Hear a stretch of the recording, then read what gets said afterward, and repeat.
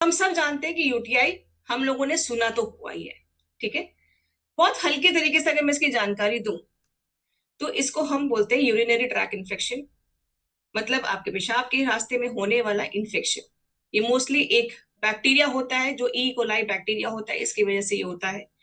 और इसकी चपेट में या इसकी वजह से जो जो हमारे पार्ट्स बॉडी के इफेक्ट होते हैं, जो जो ऑर्गन इफेक्ट होते हैं, जैसे किडनी होता है, ब्लैडर होता है, यूथेरा होता है, ये सारी चीजों को ये इफेक्ट करता है।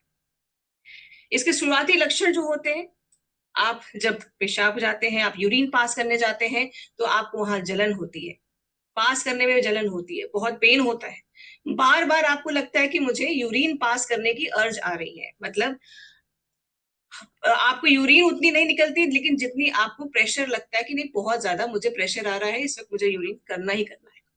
साथ ही साथ स्मेल, बदबू, आपके पेल्विक एरिया में नीचे के जो पेट के हिस्सा है वहां पर आपको पेन भी शुरू होता है।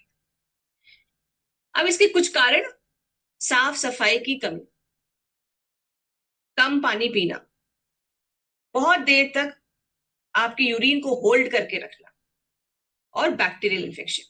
चलिए मैं बात करती हूँ पहले साफ सफाई के ऊपर। हम सब जानते हैं कि भारतवर्ष में नॉर्मली जब हम एक संयुक्त परिवार में रहते हैं तो बहुत सारे लोग घर में होते हैं, और अगर हम न्यूक्लियर फैमिली में भी रहते हैं तो कम से कम 3 से 4 लोग तो कम से कम एक परिवार में होते हैं।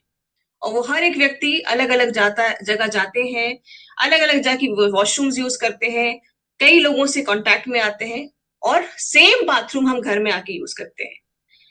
अब यहाँ पर अगर हमने सेम हम जो बाथरूम सेम हम यूज कर रहे हैं, वहां पर अगर सही तरीके से साफ सफाई नहीं रखी है, या हम सही तरीके से अपने हाइजीन को मेंटेन नहीं कर रहे हैं अपने बाथरूम में, तो आप समझ लीजिए कि एक व्यक्ति की वजह से या किसी की भी वजह से, जो भी व्यक्ति इन्फेक्शन कैरी करके ला रहा है, पूरा घर कहीं ना कहीं उससे ज्यादा इफेक्ट हो सकता है।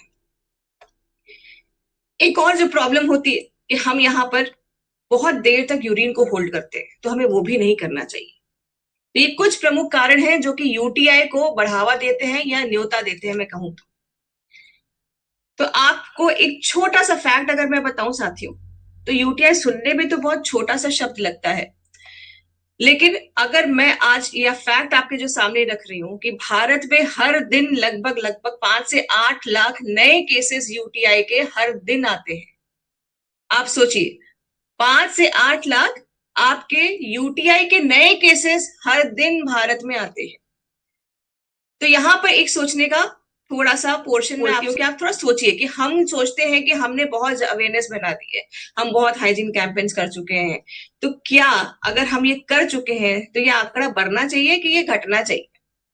अभी भी बहुत कार्य करना बाकी है, ये आंकड़े ये बताते हैं साथियों।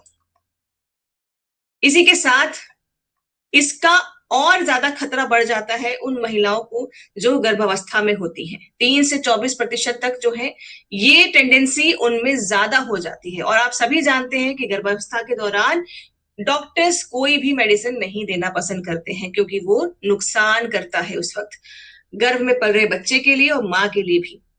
तो ऐसे में यूटीआई से, जो मैंने जैसे स्टार्टिंग में कहा कि prevention is better than cure, तो हमेशा अपने आप को पहले ही बचाव में रखें ताकि हमें ये सारी चीजें दिक्कतें हो ही ना।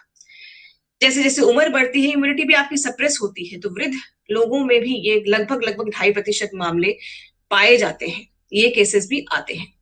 चलिए, ये तो हमने बात की एक प्रॉब्लम की, यूटीआई के बारे में।